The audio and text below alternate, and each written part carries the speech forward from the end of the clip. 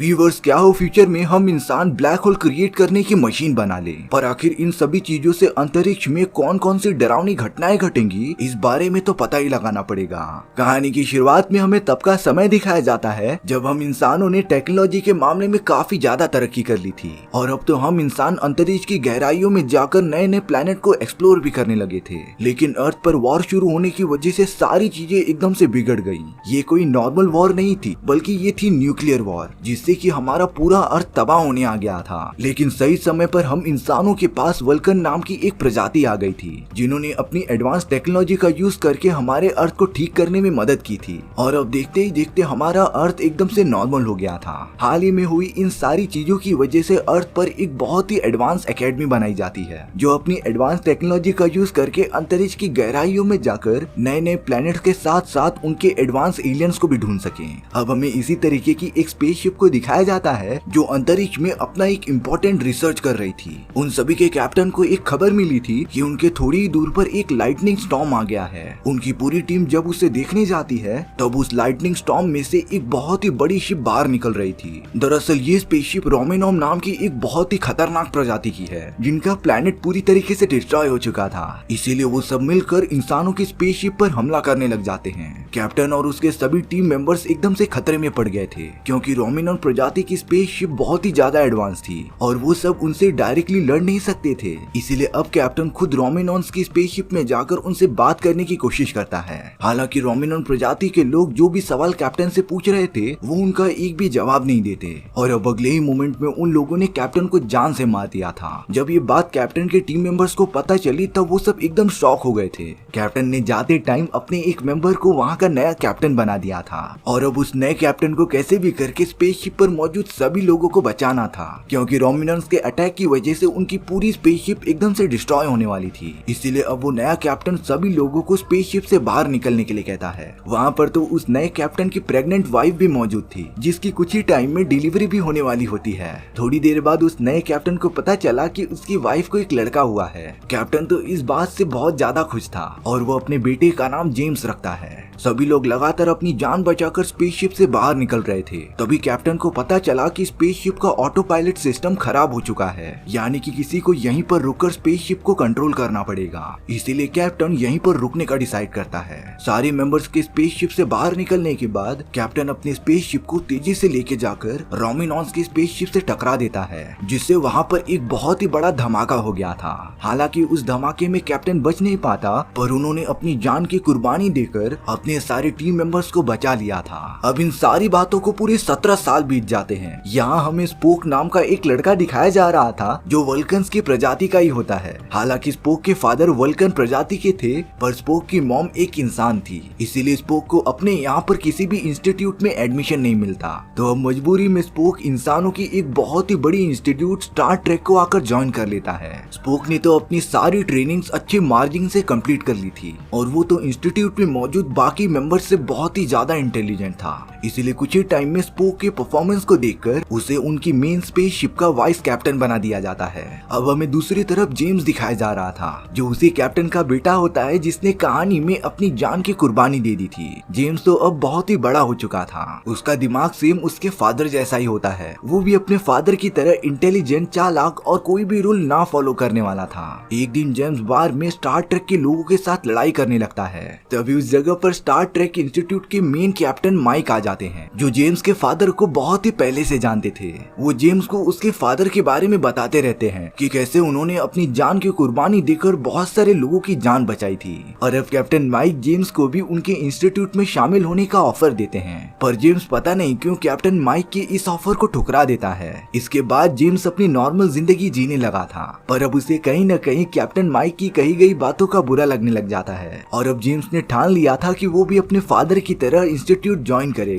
James तो अगले दिन ही स्टार ट्रेक इंस्टीट्यूट में चला जाता है। जेम्स की ट्रेनिंग बाकी कैंडिडेट्स के साथ स्टार्ट हो गई थी और अब पूरे 1 साल की कड़ी ट्रेनिंग करने के बाद उन सभी कैंडिडेट्स को एक टेस्ट पास करना था। ये टेस्ट इतना मुश्किल था ना कि आज तक कोई भी इसे प्रॉपरली कंप्लीट नहीं कर पाया है। लेकिन हमारे मेन कैरेक्टर जेम्स के लिए ये सारी चीजें बहुत ही सिंपल थी, क्योंकि जेम्स वीडियो गेम्स का बहुत ही ज्यादा शौकीन था और वो अपनी सारी गेमिंग स्किल्स यहाँ पर लगाकर सारे कैंडिडेट्स को पीछे छोड़ देता है। सभी लोग जेम्स की इस एबिलिटी को देखकर बहुत ही ज्यादा शॉक रह गए थे, क्योंकि आज तक उनके इंस्टीट्यूट में कोई भी इस गेम को इतनी जल्दी खत्म नहीं कर पाया था। इन्हीं सारी चीजों की वजह से जेम्स को प्रमोशन मिल जाता है। लेकिन एक दिन स्पोक भरी सभा में सभी के सामने जेम्स का विरोध कर रहा था। उसने बताया कि ये गेम इसी तरीके से डिजाइन किया गया है जिसमें हम इंसान प्रेशराइज सिचुएशन में अपना डिसीजन ले, पर जेम्स ने तो ये सारी चीजें बड़ी आसानी से कंप्लीट कर ली थी, यानी कि जेम्स हमारे इस प्रोग्राम के लिए बना नहीं है। स्पोक की इन सारी बातों को कंसिडरेशन में लेकर जेम्स को प्रोग्राम से रस्टिकेट कर दिया जाता है। लेकिन अब अगले ही मोमेंट में उनके पूरे इंस्टीट्यूट को ये खबर मिली थी कि अंतरिक्ष में एक बार फिर से लाइटनिंग स्टॉर्म दिखा गया है, इसीलिए अब वो सारे लोग अपनी टीम बनाकर वहां जाकर देखने का डिसाइड करते हैं। यहाँ पर जेम्स को निकाल दिया गया था, इसीलिए वो उनके साथ नहीं जा सकता था,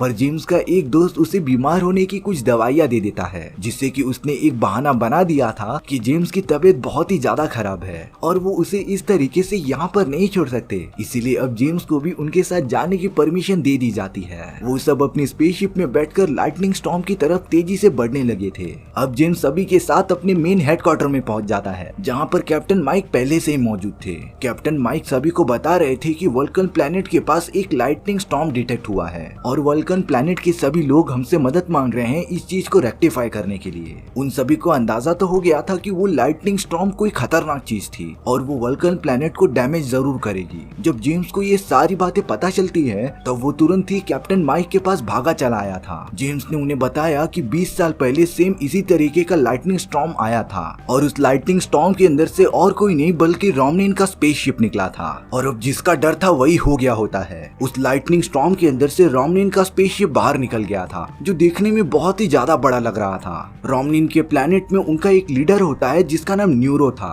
अब न्यूरो कैप्टन माइक की टीम में एक मैसेज भेजता है जो स्पोक के बारे में पूछता जा रहा था। हालांकि स्पोक को न्यूरो के बारे में कुछ पता ही नहीं होता, लेकिन अब न्यूरो ने कैप्टन माइक को पूछताछ के लिए अपने स्पेसशिप में बुला लिया था और अगर उन्होंने ऐसा नहीं किया तो वो उनके पूरे स्पेसशिप को फिर से डिस्ट्रॉय कर देगा। सारी चीजें अच्छे से एनालाइज करने के बाद कैप्टन माइक न्यूरो के स्पेसशिप में जाने के लिए रेडी हो जाते हैं। उन्होंने तो स्पोक को अपना नया कैप्टन बना दिया था। दरअसल न्यूरो वल्कन प्लैनेट के बीचों बीच छेद करके वहाँ पर ब्लैक होल क्रिएट करना चाहता था, जिससे कि पूरा वल्कन प्लैनेट डिस्ट्रॉय होकर खत्म हो जाए। न्यूरो के पास एक ऐसी टेक्नोलॉजी थी जो ब्लैक होल क्रिएट कर सकती थी और ये पूरे ब्रह्मांड की सबसे डेडली मशीन होती है। कैप्टन माइक न्यूरो के स्पेसशिप पर जाने से पहले जेम्स और उसकी टीम को एक मिशन देते हैं। जेम्स अपनी टीम के साथ वल्कन प्लैनेट की ओर निकल गया था, जहाँ पर न्यूरो ड्रिलिंग मशीन का यूज करके वल्कन प्लैनेट के अंदर छेद करता रहता है। जेम्स और बाकी सब सही टाइम पर उस ड्रिलिंग मशीन को बंद कर देते हैं। वहाँ पर तो न्यूरो के आदमी भी थे जिनके साथ जेम्स और उसके टीम मेंबर्स लड़ाई करते रहते हैं और अब जेम्स की टीम ने कैसे भी करके उस ड्रिलिंग मशीन को बंद कर दिया था। न्यूरो को जब ये बात पता चलती है तो वो बहुत ही ज्यादा गुस्सा हो गया था और अब वल्कन प्लैनेट के अंदर जितना भी गड्ढा हुआ था वो उसके अंदर ब्लैक होल क्रिएट करने वाली मशीन को फेंक देता है। जेम्स उस मशीन को रोकना चाहता था पर वो ऐसा कर नहीं पाता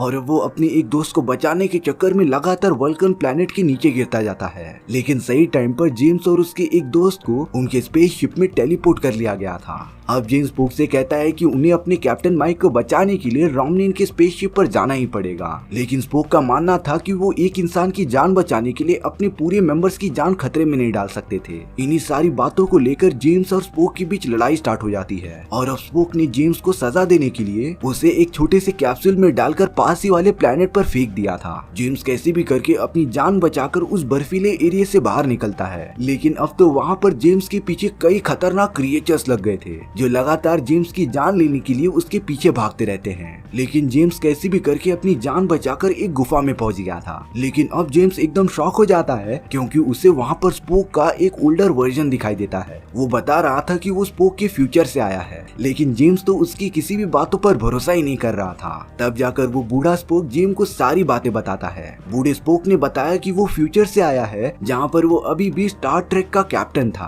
पर फ्यूचर में उन्हें खबर मिली थी कि एक बहुत बड़ा सितारा फटने वाला है और वो धमाका इतना बड़ा होगा कि सारे प्लेनेट डिस्ट्रॉय हो जाएंगे। स्पोक ने कड़ी रिसर्च करने के बाद उस धमाके को रोकने के लिए एक ऐसी एडवांस मशीन बना ली थी जिससे कि वो बड़े से बड़े ब्लैक होल को जनरेट कर सकता था। और जब वो बड़ा सा स्टार ब्लास्ट हुआ तब स्पोक ने उसी मशीन का यूज करके उस धमाके में ब्लैक होल जनरेट कर दिया था, जिससे कि देखते ही देखते ब्लैक होल ने उस पूरे धमाके को अपने अंदर एब्जॉर्ब कर लिया। लेकिन ये सारी चीजें जितनी सिंपल दिख रही थी उतनी थी नहीं। उस धमाके के पास में ही रोमनिन का प्लेनेट होता है। स्पोक की टीम ने रोमनिन के प्लेनेट से वादा किया था कि वो उनको प्रोटेक्ट करेंगे, और उस धमाके में रोमनिन का प्लेनेट डिस्ट्रॉय हो चुका था और अब कैप्टन न्यूरो कैसे भी करके स्पोक से बदला लेना चाहता था। लेकिन ये सारी चीजें इतनी जल्दी हुई ना कि स्पोक और कैप्टन न्यूरो का स्पेसशिप उसी ब्लैक होल के अंदर चला गया था और वो दोनों टाइम ट्रेवल करके आज के टाइम में आ गए थे। इसके बाद न्यूरो ने स्पोक से वो डिवाइस छीन लिया था और उसे मरने के लिए इस बर्फीले प्लेनेट पर छोड़ दिया। जेम्स को धीरे धीरे बूढ़े स्पोक की बात सही लगने लगती है और अब जेम्स बूढ़े स्पोक को लेकर डायरेक्टली अपने स्पेसशिप में टेलीपोर्ट हो जाता है।